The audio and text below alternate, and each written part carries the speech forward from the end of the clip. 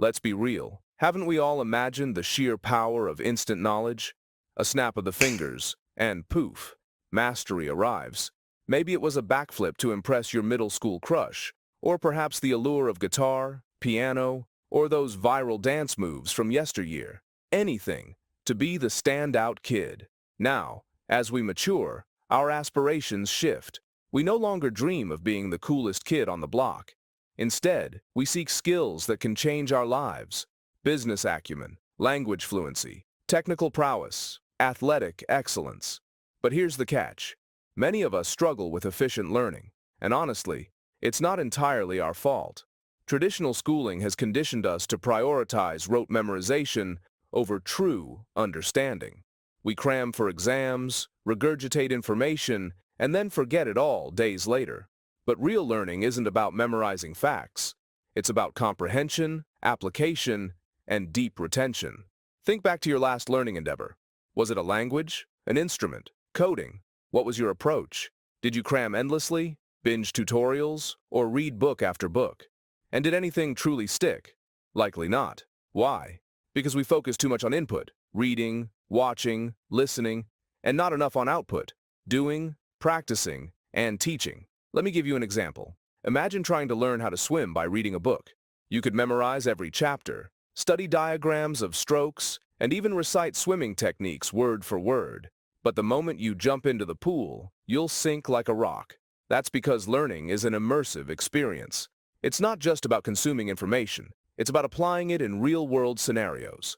The same principle applies to any skill you want to master. Whether it's coding, playing an instrument, or speaking a new language, you need to get your hands dirty. Watching someone else play the guitar or reading about Python syntax won't make you proficient. You need to actually do it. Now, let's clarify something important. Not all knowledge is created equal. The 80-20 rule, or Pareto principle, tells us that 80% of results stem from just 20% of effort. In learning, this means focusing on the core principles that yield the most significant returns. Let's say you want to learn a new language. Instead of obsessing over memorizing 10,000 words, focus on the 1,000 most common ones, which cover about 80% of daily conversations.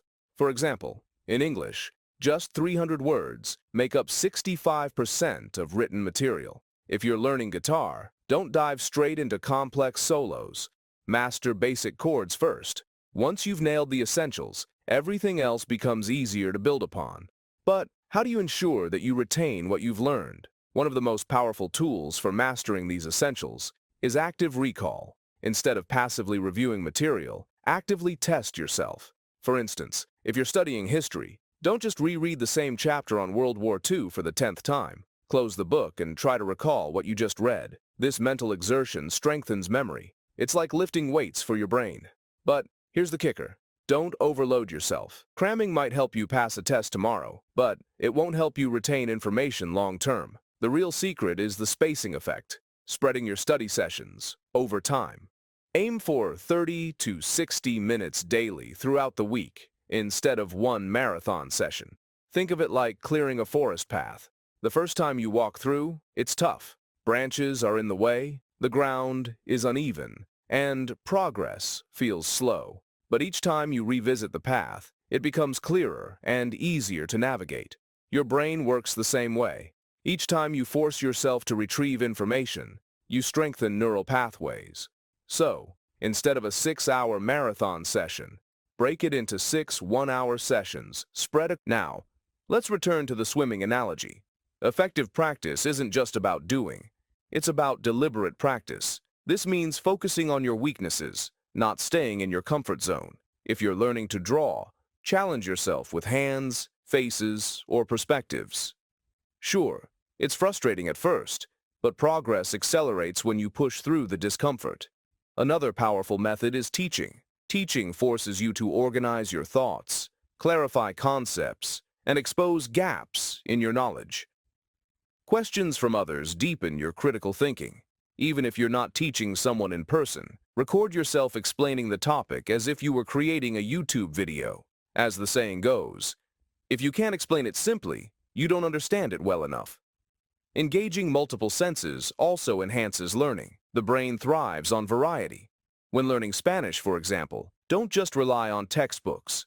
Listen to native speakers, watch videos, write sentences, and speak aloud. Combining visual, auditory, and kinesthetic inputs creates stronger neural connections.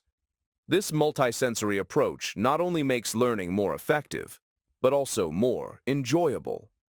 Let's take language learning as an example again. If you're trying to learn French, don't just read grammar rules. Watch French movies, listen to French podcasts, and try speaking with native speakers online. The more senses you engage, the deeper the learning experience becomes. Speaking of enjoyment, let's talk about motivation. One of the biggest mistakes people make is treating learning like a chore. Instead, make it fun. Set achievable goals and reward yourself when you hit milestones. Gamify challenges by turning them into competitions with friends or using apps that track your progress. Dopamine fuels motivation, so celebrate small wins along the way. However, avoid distractions at all costs. Silence your phone, close unnecessary tabs, and create a focused environment. Multitasking is a myth. Focus on one task at a time, and you'll see better results. Sleep and rest are often overlooked but are crucial for learning. Your brain processes and consolidates information during sleep, so pulling all-nighters is counterproductive. Regular breaks also boost productivity. Try the Pomodoro technique. Work for 25 minutes, then take a 5-minute break. Repeat this cycle 4 times, then take a longer break. Finally, adopt a growth mindset. Believe in your ability to improve. Replace "I can't" with "I can't yet."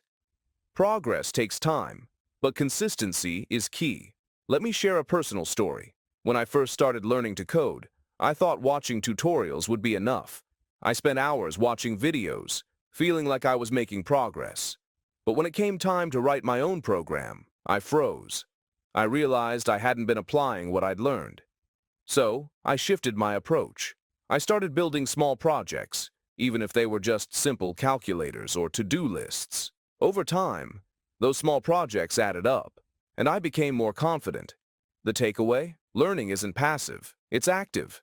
You have to put in the work. Most importantly, enjoy the learning journey. It's not just about acquiring skills. It's about personal growth. Every step forward is a step toward becoming a better version of yourself. And that, in essence, is quite simple.